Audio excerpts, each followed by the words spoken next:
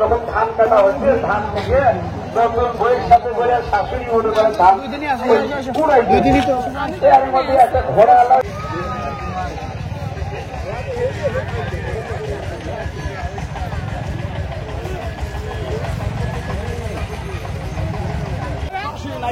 করে দেওয়ার জন্য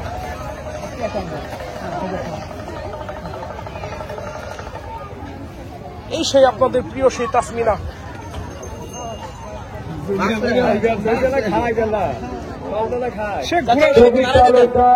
জাদুই করে যে ঘোড়া তাকে নিয়ে ছুটতে থাকে সেই প্রতিযোগী হিসেবে তিনি থাকবেন জিয়াউর রহমান। তাসমিনাকে দেখতে পাচ্ছেন আসলে কি প্রত্যেকটি ঘোড়া দৌড় প্রত্যেকটি মেলার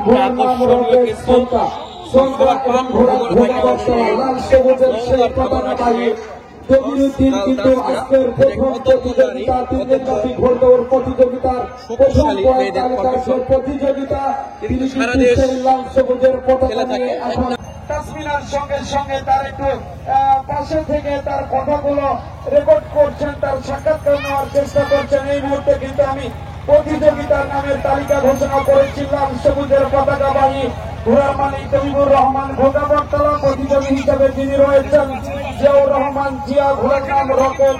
এই সন্ধ্যায় যার উদ্যোগে যার অনুপ্রেরণায় আজকের এই প্রতিযোগিতা সেই জিয়াউর রহমানের ঘোড়া রকেট।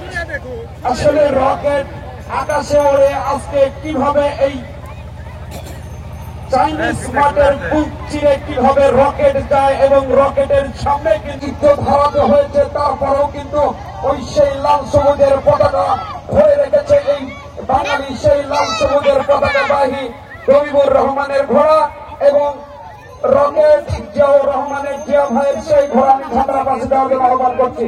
চূড়ান্ত প্রতিযোগিতা, প্রথম প্রতিযোগিতা দেখতে পাচ্ছি উত্তর পাশে মা বোনেরা কিন্তু একজন পতাকাবাহী লাল সবুজের পতাকা, যে লাল সবুজের পতাকার জন্য এদেশের নিরহ নিরস্ত্র বাঙালি কিন্তু যুদ্ধ করেছিল 1971 সালে।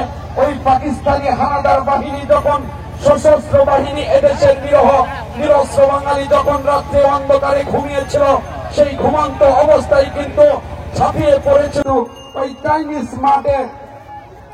কেউ টুল নিয়ে বসেছেন, কেউ চেয়ার ফেলে বসেছেন, কেউ আসবেন একটু নিজ নিজ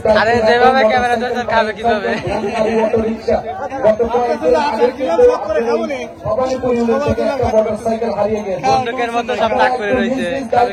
আমরা যখন আনন্দ বিনোদনের আত্মহারা তখন কিন্তু আমার মতোই কিন্তু হাত পায় সবকিছু ঠিক আছে, কিন্তু তারা নেশাগ্রস্ত অবস্থায় থাকে, তারা নেশার সাথে জড়িত।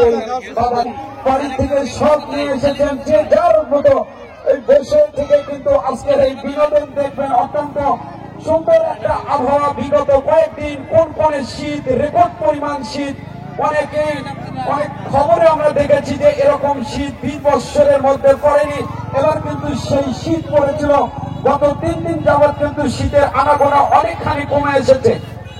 আসলে শীত মানে একটা পিঠার উৎসব, পিঠার আয়োজন। সেই পিঠার মাঝখানে কিন্তু আরেকটা বিনোদনের আয়োজন করেছে এই সরকার। যুবক খায়, মেলা কিছু খায়, হারা জামা খায়, কিন্তু মাথা ঠিক থাকে না। তারা কিন্তু এইগুলোর উপর তাদের আক্রোশ থাকে, যেটা পাবে তারা কিন্তু